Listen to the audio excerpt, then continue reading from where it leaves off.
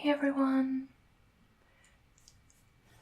Today I'm going to be doing the March patron appreciation video, and as I always do, I alternate between doing traditional name trigger videos and something unique and a bit more creative.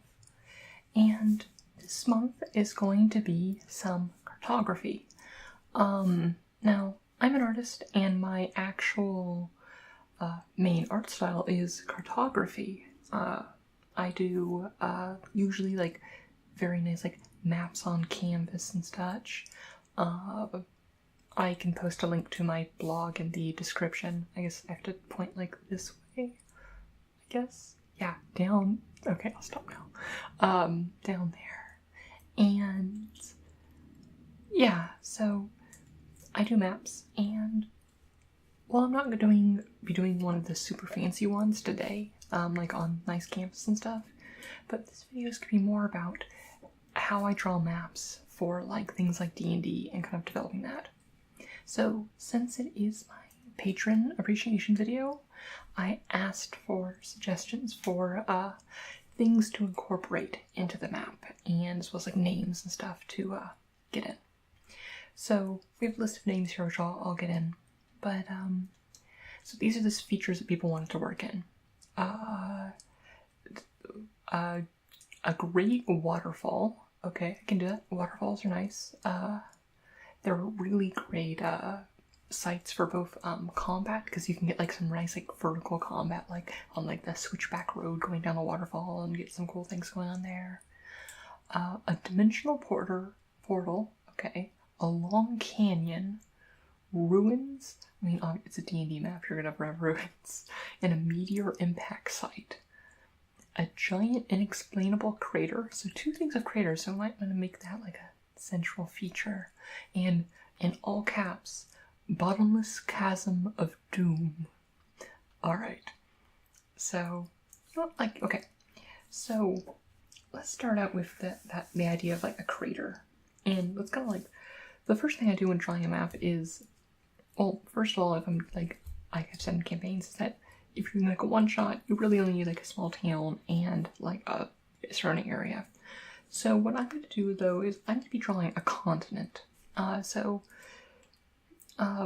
it depends on like where you're trying to design. And I think our design is that I want this continent to be defined by a giant meteor impact, a giant crater. Now, so think the what's it called? The peninsula in Mexico. Why am I not remembering its name all of a sudden?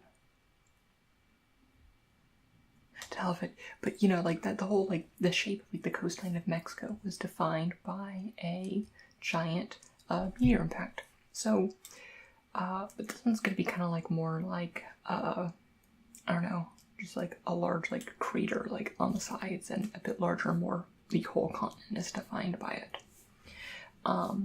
So one thing, okay, so I'm just gonna start by like trying like just sketching out like some of the borders. So I think I kind of want like, so I'm gonna just do a like small dashed line. It's not coming up too great here, but it's more of a guideline for me. Kind of like showing the impact. So like the meteor came in here and like impacted there. And we can have like areas around it that we can work from. Now, those of you who are scientifically astute might know, but like Lily, this is an oblong shape. This is an oval that you've created. And it actually is true that no matter the actual angle of impact of a meteor, it will always produce a more or less circular crater. But you know what? This is kind of my thing, where in map making you can either choose to make everything look super realistic and real and whatnot, or you can take some exceptions and what I was gonna say, make it look for the sake of making it look cool. So I'm gonna go with this oblong, so that gives us like, so we're gonna start out from here, like Sure, I left this out. This is going to be in the sea down here. I don't have a great way. Nope, wrong way. Nope, wrong way. There we go. Adjust my camera. So this is going to be kind of like a coastline right here that we're gonna define here. But starting here, although I might actually change that a little bit. I'm gonna start out by like kind of like sketching out a mountain range that will form like the ridge of the crater. Okay.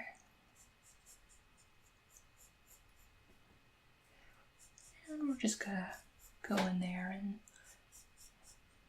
I'm just drawing kind of like this spine of mountains going up. I will add like the foothills and like the areas like kind of stemming off it afterwards. And we're just gonna make the mountains look progressively larger. For something like this, the actual number of mountains isn't as important as kind of like making the mountain range thing. That this is kind of like my, especially for things like D&D and stuff, where it's like it's not important to make everything absolutely the same and like look super like perfect. And obviously we're going to have a very large mountain here at the thing that has formed clearly because it looks cool. And yeah, but it's just more important for me to make something that like captures the imagination of like, and define that this is a mountain range. And on the map, it may not actually be that each individual mountain is a specific mountain, and usually rarely does it actually matter. I will do maps that like are more based in reality, but yeah. So I'm gonna come along the other side.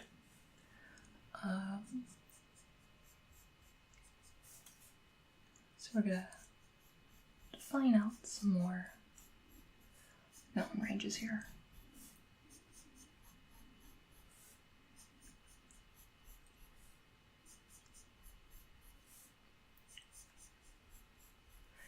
Now, I was talking about like, okay, you don't have to make everything like super perfect and everything. That doesn't mean ignore rules, like, unless like you're specifically the certain strictness to reality isn't always necessary. But you can let real life like rules and structures like inform decisions. Some things like explicitly they just don't make sense and will stick out. Like the rule that like this is not how meteor craters form is not totally like one of those rules that everyone's gonna know. It doesn't stick out like a sore thumb when like people look at this and being like, that's not a real crater. But like if you had something like rivers flowing upland, like that's something that sticks out a bit. And I'm not saying don't do that, but you be aware that that gives a very specific aesthetic. And yeah. Okay, so here is our thing. So on craters, we're gonna have the interior one be a much steeper edge. So I'm gonna add some like foothills and extra mountains around the outside. Actually though, first I'm gonna start defining some of this like forward coastline. So I'm actually going to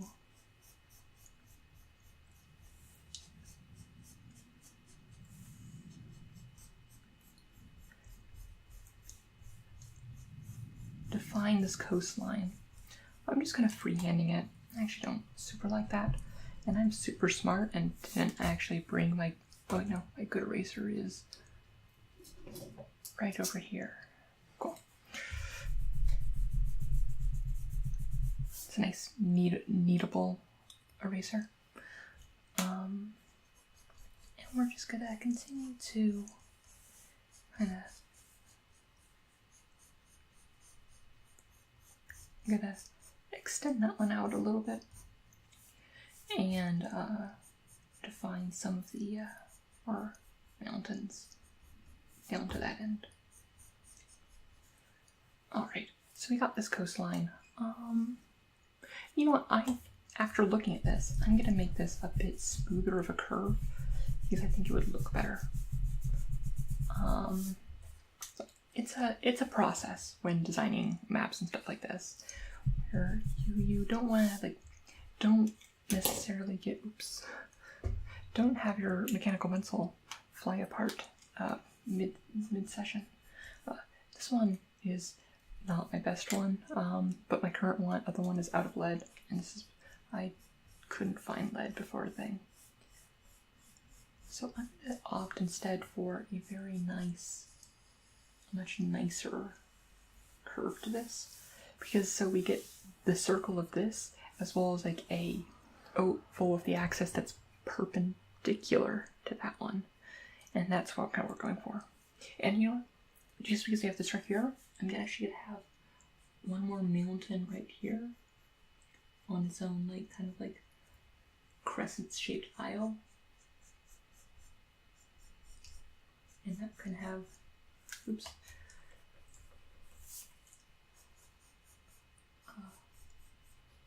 Also, you might notice that not all the mountains are aligned properly with like they're same down. That is probably a combination of me both drawing while looking at my screen as well as looking at the map itself, as well as the camera angles actually flipped and stuff and weird, and some stuff.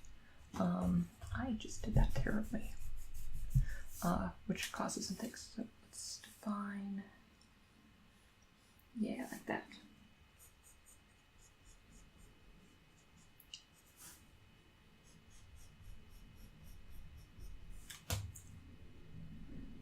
Nice tiny island. You know, let's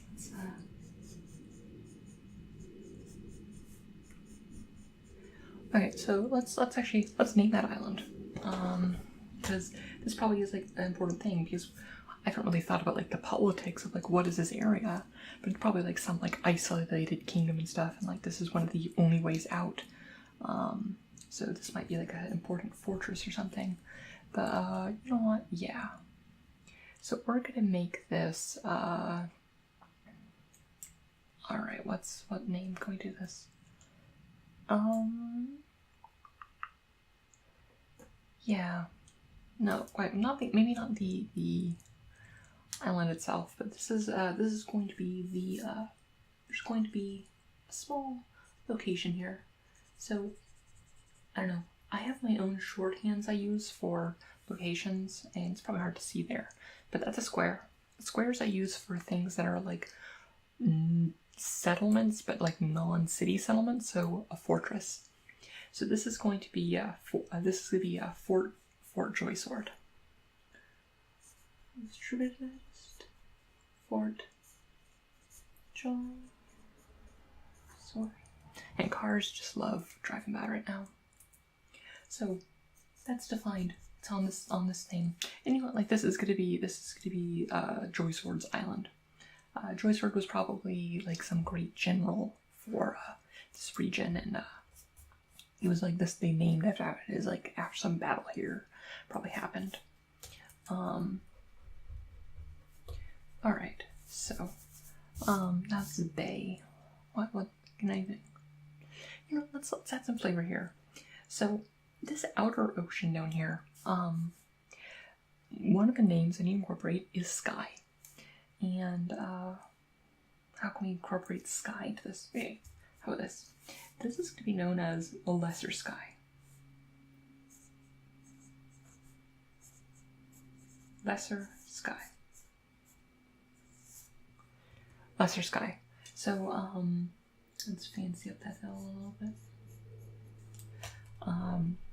So it's kind of like the greater sky is, of course, the actual sky, but then we could say like all the oceans that this person they name is different skies. So the greater sky is obviously the actual sky. It's up there, and then this is the lesser sky, and then this bay here can be inner sky.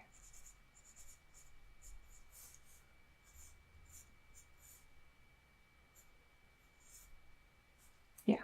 So inner sky, so lesser sky, inner sky, in there. Alright, so now that we've kind of like defined this forward area, I also realized that this video could be quite long. I might actually make this a several part video. I'm gonna actually have the rest of the island open up. I'm gonna have it curve around, and this is kind of just like more of a rough line rather than like the specifics of what I'm doing right now. Mostly just kind of like I'm like roughing out this area. Sorry, die. To define where I want everything to be. Okay. Oops. My props I had for aesthetics are getting in my way now. So this isn't so much like the actual whatchamacallit, coastline that I'm gonna finalize, but I'm just kind of giving myself some space to work with. Like I want enough space out here. We could have like, I don't know, political tension. Like we could have like people on the outside and people on the inside, while also like not being so huge that that like I want this continent to be dominated. Like this is to be the main feature of this. So now I'm just going to spread out these mountains a bit more. And like I said before, I want the inside to be a much steeper drop, and I'm just going to do that by defining that steeper drop by having like some nice foothills everywhere except the inside. And, you know, I might have like a small, a random like place sticking out. I'm just kind of like defining out this land. No. Cartography is just nice and relaxing. It isn't something that you can really rush. It's just something that it's something that's relaxing, and it takes time and energy, but if you do it well, or at least put in the effort into it, it's something that really can, both in the context of D&D, be like something that's really like nice centerpiece for a campaign, for like all the players to like gather around and like figuring out the plan or plotting their next adventure. And even if you're just doing it like to practice or on your own, it's just something that's very satisfying when done well. Alright, so obviously we're going to have tons of dwarves in these mountains, because obviously there's a large concentration of those.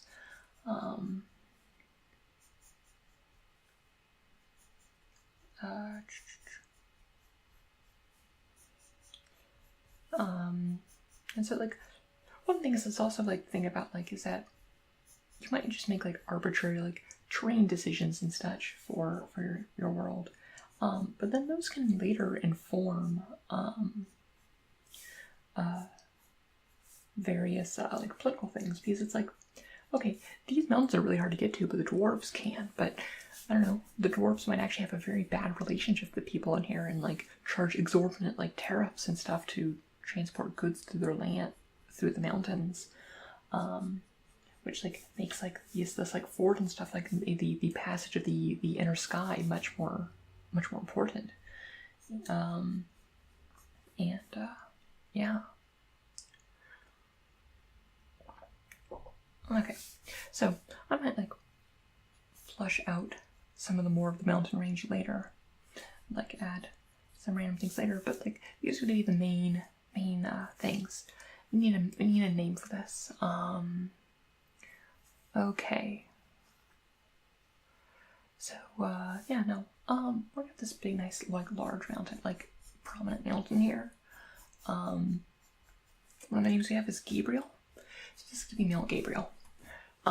Which is nice because like, I don't know, it's like Gabriel's a great name, but then like you get kind of like the like biblical feel to it, and like kind of like this divine build here. So we have Mount Gabriel. So, tall and towering above the world. Alright, so, next thing that's like important for this is actually like talking about like for defining and dividing up the world is rivers. And where rivers typically begin in mountains, or they can begin like in just and like out of like large like floodplains and stuff, and like kind of go into there. But if you know anything about like continental divides and stuff, so usually we'll have like we need some rivers flowing inward towards the inner sea, which also will define like where like cities pop up, because if the inner sea is very important for trade, those rivers are going to be where like a lot of the major cities are. And likewise, for all the rain that pours out here, we can have like streams going over there. But let's focus on the center area first before, doing the outer areas. Now these outer areas I might leave for another video. I might do a 2-part fun one later.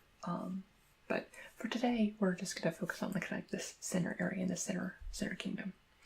Okay, so yeah.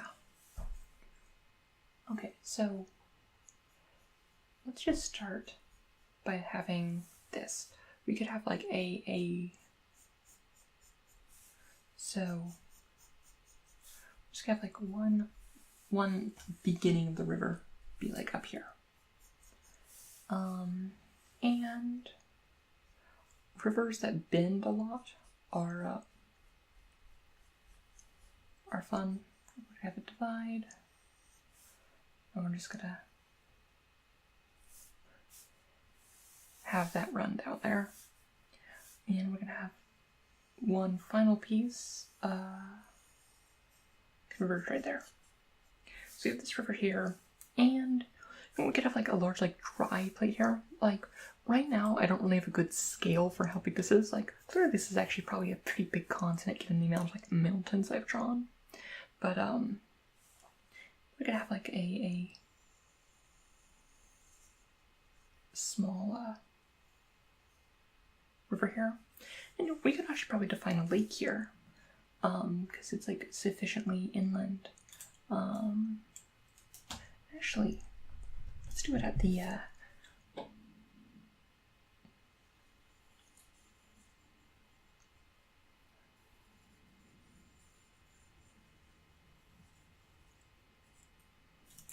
of a lake here. Sure, this river would make more sense to go to that lake, but you know what? Again, we don't have to be super like there. So we have this lake here. Let's name this lake. This is going to be let's go for the alliteration. This is the Lake of Louise. Lake of Louise. And this is something I haven't done for the coastline because it's all there, but I'm just going to just do some nice horizontal lines to define that. Yes, yes. This is water. So we have the Lake of Louise. I might notice that like my lettering and stuff isn't super there. Usually for like, even for D&D and stuff, I'll do like a rough draft of the map, and then I'll kind of like redo like a map 2 where I actually like focus on making sure like the lesser sky has like the nice like arch lettering along there, and like Lake Louise is centered and everything, and the inner like making sure everything like looks nice. We'll have that there. We could probably define these two ranges. Okay, what's the most like mountain sounding person there?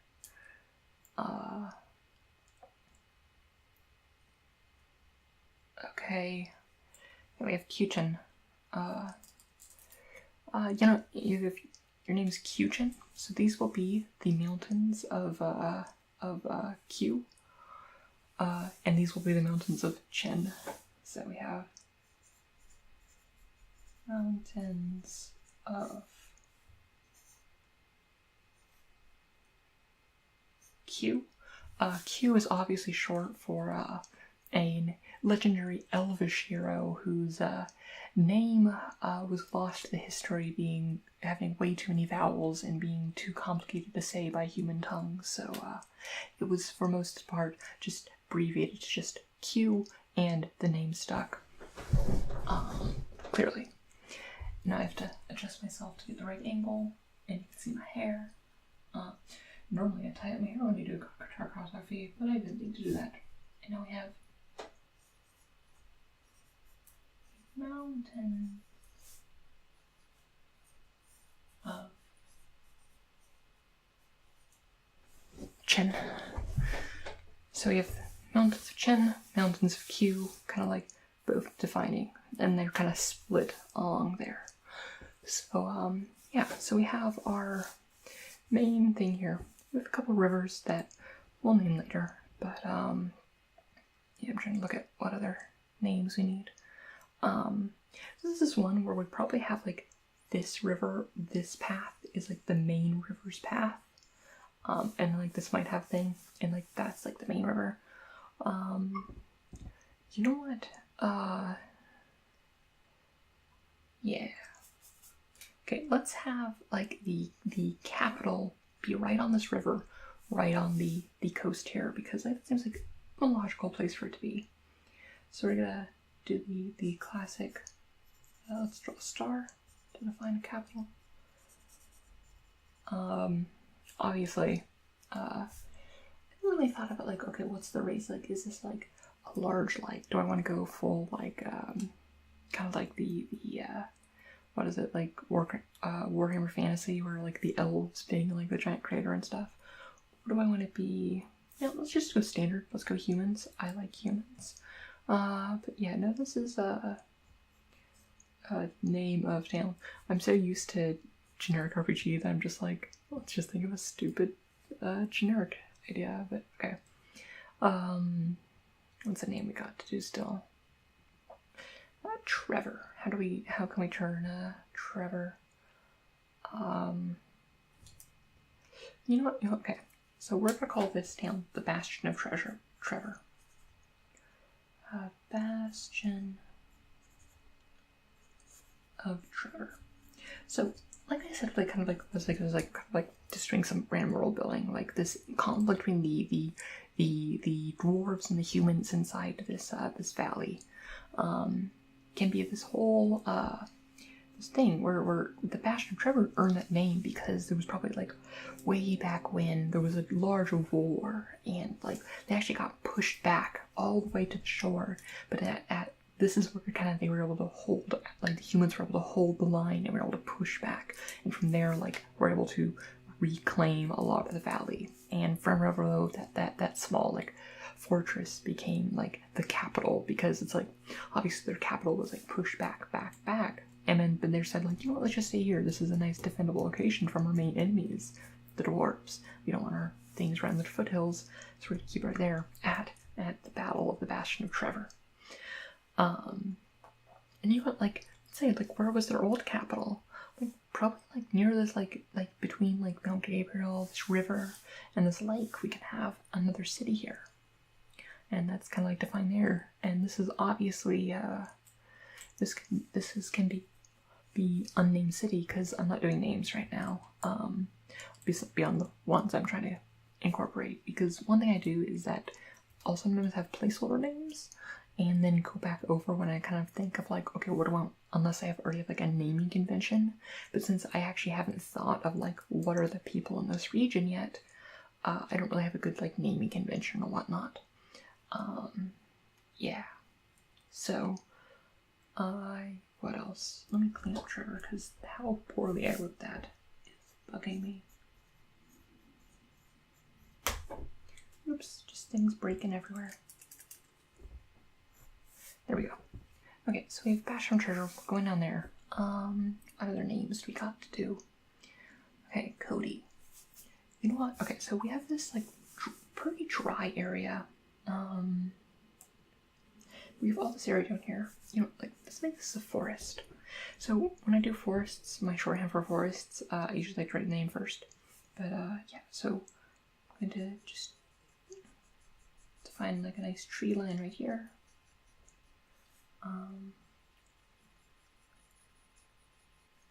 This is my shorthand for a forest. The forest goes all the way up to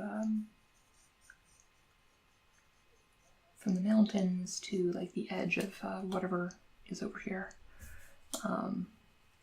And draw more tree line down here. And do this part.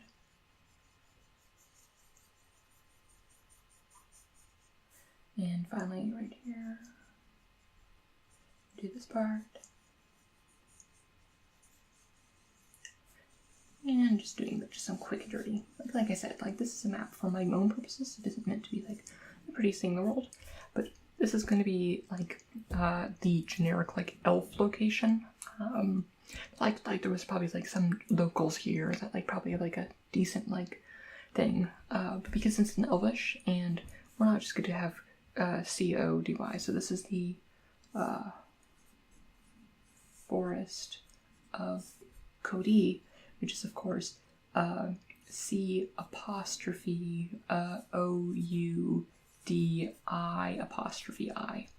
Cody. Obviously, it has to be Elvish. Oh, and another apostrophe at the end. And a random accent above the O. It's the Forest of Cody. Okay, now I've just dropped into generic RPG territory, but I am not sorry. Because I love that setting. So yeah. So let's define some of the rest of the areas. Yeah, so we built this here with like no like rivers or anything going for it, so we could make it like it's just like a generic badlands. We could have it. I don't really want a desert because I feel like I don't want to have like too many biomes, but we might just have like some some flats. So just some define some like thing there. It's like there's probably oh, I just forgot that I have other things I need to incorporate. So we need to have a great waterfall still. Ooh, I just thought of something. Okay, what if like starting from about here, this was a giant cliffside? So like the entrance to the bay was like you had to like specifically go down there. So the Bastion of Trevor can be like this like large cliffside town with like switchbacks and like large like rope and wood like things like moving goods and stuff down to the actual harbor. And we can have like this like huge waterfall coming down right here, and these will be the falls, the falls of I don't know.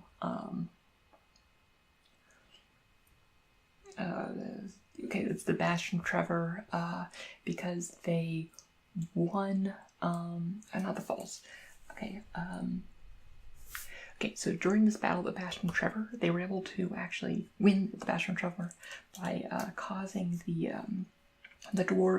evil dwarven king's leader to actually accidentally sail off of the falls. So this is known as the Folly of generic dwarven name. So let's go to say Dune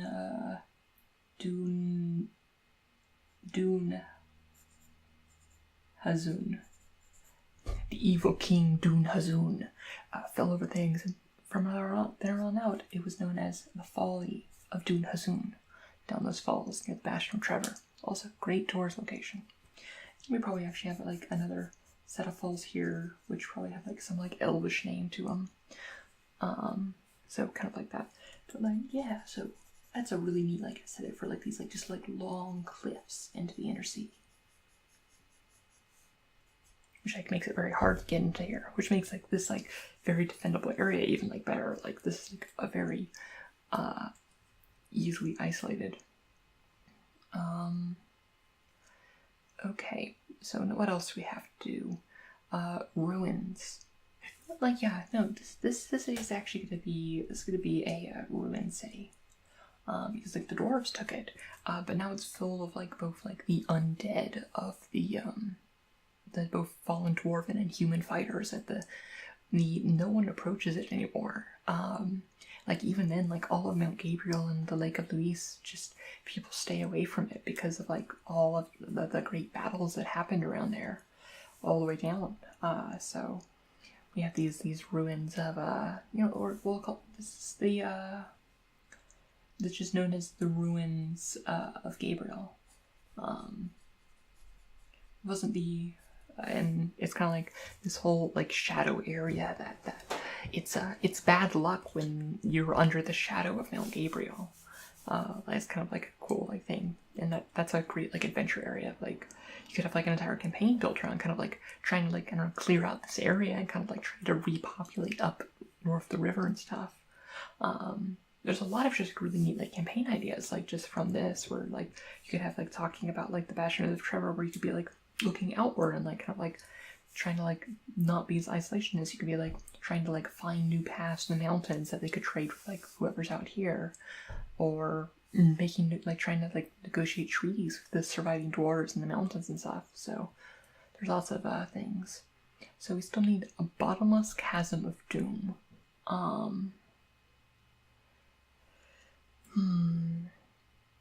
Ooh, okay, let's see what this parallel thing. So we have Mount Gabriel up here, which is all that. Inner chasm. We're going to have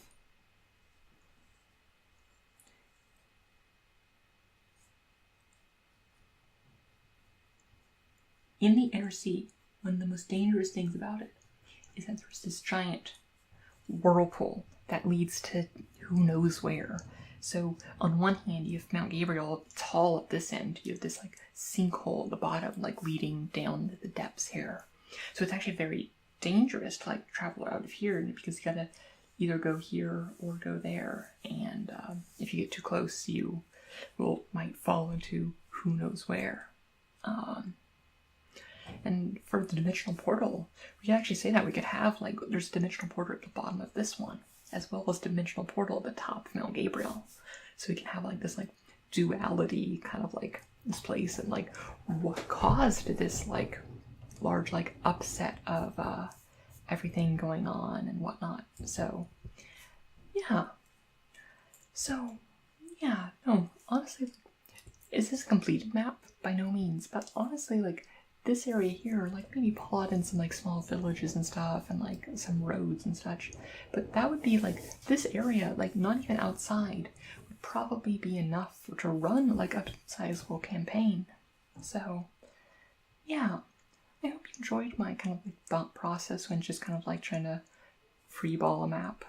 Maybe one day I'll revisit this, or like try like show you my process, like going through with like calligraphy and like doing like a really nice map and stuff like that.